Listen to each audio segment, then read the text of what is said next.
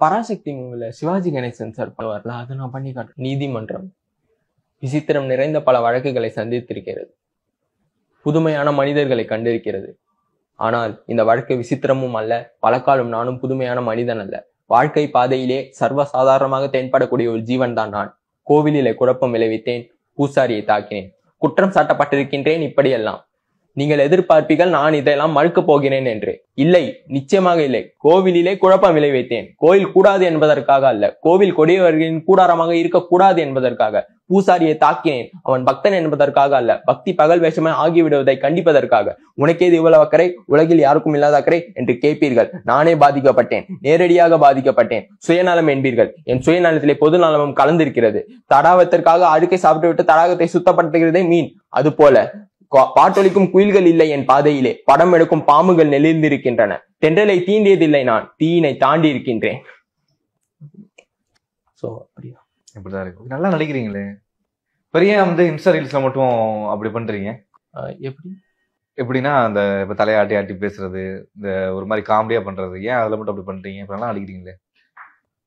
ஆக்சுவலா அது நான் இப்ப ஓன் வாய்ஸ்ல நான் பண்ணல. நான் அந்த டைம்க்கு ஏத்த மாதிரி நான் அந்த நான் பண்றது அந்த வீடியோக்குள்ள நான் பண்ணி முடிக்கணும் நான். அண்ட் அது மட்டும் இல்லாம இடம் வேற எனக்கு கம்மியா இருக்கு. நான் ஒரே இடத்துல இருந்து என்னால எவ்வளவு முடியுமோ என்னோட மேக்சிமம் எஃபர்ட்டை நான் கொடுக்கணும். ஸோ அதனாலதான் ஒரு ஈர்ப்பா ஆகணும்னா இப்ப நம்ம ஒரு படம் பார்க்கணும்னா இல்ல ஹீரோ இருக்காங்கன்னா, மெயின் லீட் இருக்காங்கன்னா, உங்களுக்கு டியூரேஷன் ரொம்ப நேரம் இருக்கும். நம்ம அந்த கதையை புரிஞ்சுக்கணும். நம்ம ஃபர்ஸ்ட் அதை நம்ம அந்த கேரக்டராவே நம்ம மாறணும். ஏன்னா நம்ம அந்த கேரக்டர் என்னெல்லாம் பண்ணுதுங்கிறத நம்ம அப்சர்வ் பண்ணணும்.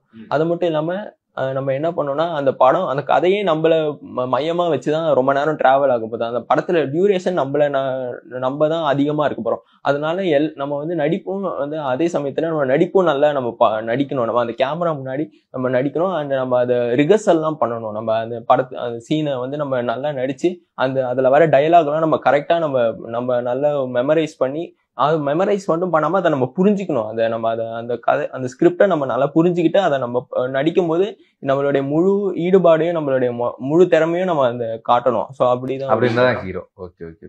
வில்லன் ஆக என்ன குவாலிஃபிகேஷன்? வில்லன் ஆகணும்னா அது வில்லனுன்றது அது ஹீரோவும் வில்லனும் நம்ம எப்படின்னா, ஹீரோனா ப்ரொட்டாகனிஸ்ட் ஆன்டகானிஸ்ட்னு இருப்பாங்க. வில்லன்றது அதுவும் ஒரு நடிப்பு தான். வில்லன்றது எப்படி ஆகணும்னா, நம்ம ஒரு ஹீரோக்கு ஆப்போசிட்டா இருந்தா வில்லனுக்கு ஆப்போசிட்னா ஹீரோ. ஸோ அப்படிதான். ஸோ வில்லன் ஆகணும்னா அதுக்கும் நம்ம நல்ல கதை, அது ஹீரோ பண்றதை தான் நம்ம வில்லனுக்கும் பண்ணணும். நல்ல கதையை நம்ம புரிஞ்சுக்கணும், நம்ம நல்லா நடிக்கணும். அது அந்த மாதிரி தான். கேர்ள் ஃப்ரெண்ட்லாம் இருக்கா உங்களுக்கு? இல்ல.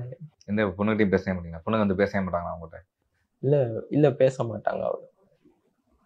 அவங்களும் பேச மாட்டாங்க, நானும் அவ்வளவா. எனக்கு ஃப்ரெண்ட்ஸ்னா கேர்ள் ஃப்ரெண்ட்ஸ் இல்லைன்னு சொல்ல முடியாது. கேர்ள் ஃப்ரெண்ட்ஸ் எனக்கு அவ்வளவா பாய்ஸ் தான் எனக்கு ஃப்ரெண்ட்ஸா அவ்வளவா இருக்காங்க. கேர்ள்ஸ் ரொம்ப கம்மியா தான் இருக்காங்க. ஆனா கேர்ள் ஃப்ரெண்ட்ஸா இருக்காங்க. ஆனா பேசுனது கிடையாது அவங்கள அவ்வளவா. பேசினாதான் ப்ரோ ஃப்ரெண்டு. தெரியும், பேசினா ஃப்ரெண்ட் தெரியும். ஆனா அவங்களோட பாய்ஸ் இருக்காங்களா, அவங்க கூட நான் நல்லா மிங்கிள் ஆகி அவங்க கூடயே தான் நான் பேசிட்டு இருக்கேன். கேர்ள் ஃப்ரெண்ட்ஸ் இருக்காங்களா இல்லையா? இருந்தாங்க, இப்ப இல்ல. விட்டு போயிட்டாங்களா? அப்படிலாம் இல்ல. அவங்க இப்ப இல்ல. நான் ஸ்கூல் படிக்கும் போது இருந்தாங்க, இப்ப யாரும் இல்ல. அப்படிங்க டச் இல்லாம போச்சு. ஆமா.